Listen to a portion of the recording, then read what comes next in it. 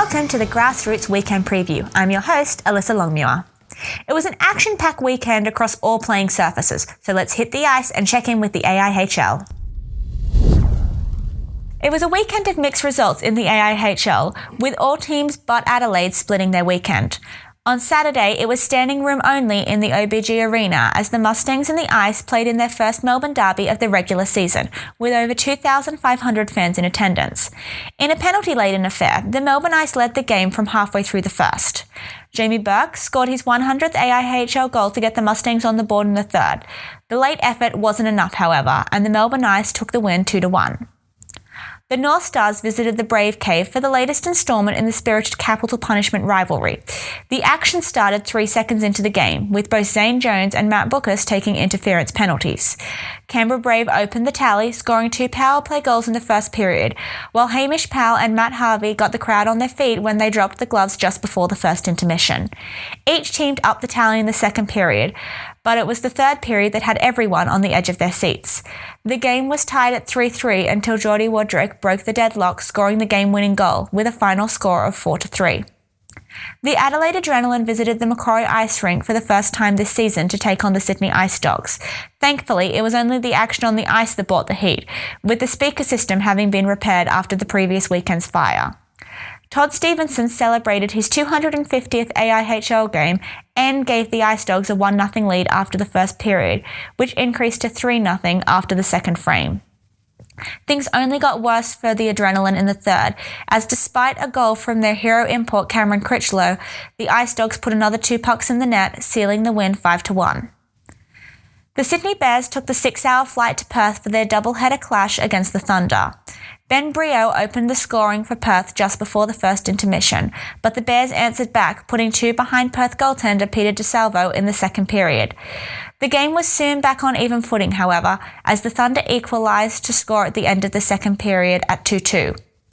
The final period was a similar story. Perth Thunder scored 2 goals and Sydney Bears answered back, tying the game at 4-4 with 33 seconds left on the clock, forcing a shootout.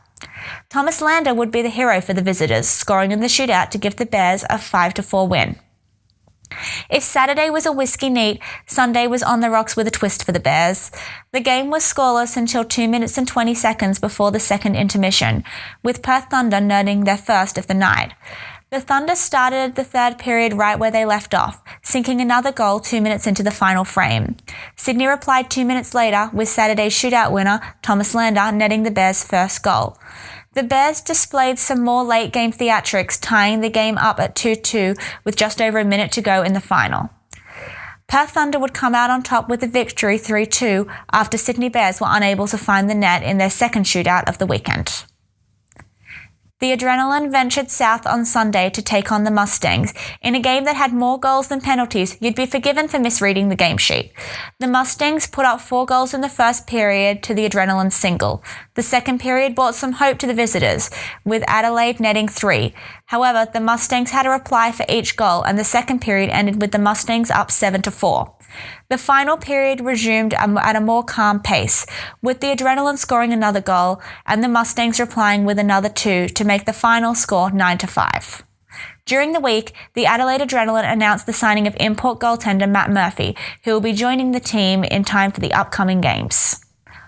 Rounding out the weekend, the North Stars travelled with a shortened roster to face the Sydney Ice Dogs at Macquarie on Sunday. The North Stars fielded a depleted roster after 3 players suffered injury in the game the night before. The Ice Dogs opened the scoring, but the North Stars scored twice in the dying minutes of the first period to take a 2-1 lead into the break. The second period was all Newcastle, scoring 2 goals and increasing their lead 4-1. The Ice Dogs sent a message early in the third, with Strat Allen scoring his second of the night. Sydney attempted to complete their comeback after scoring another to make a 4-3 scoreline with 18 seconds to go in the game, but were unable to find the equaliser, sending Newcastle home with 3 points. At the end of Week 4, Melbourne Ice sit at the top of the table with 11 points. CBR Brave are in second, also with 11 points. Perth Thunder sit in third place with 10 points, and the Newcastle North Stars managed to hold on to fourth place, also with 10 points. Saturday, we'll see the Adelaide Adrenaline take on the Sydney Bears at Macquarie before flying to Melbourne on Sunday to face the Mustangs. On Saturday, the Mustangs will play the Melbourne Ice in the second Melbourne derby of the season. Perth Thunder will make the trip across to the East Coast to face the North Stars on Saturday, followed by the Sydney Bears on Sunday, while the Sydney Ice Dogs will travel up the M1 on Sunday to face the Newcastle North Stars at Hunter Ice Skating Stadium.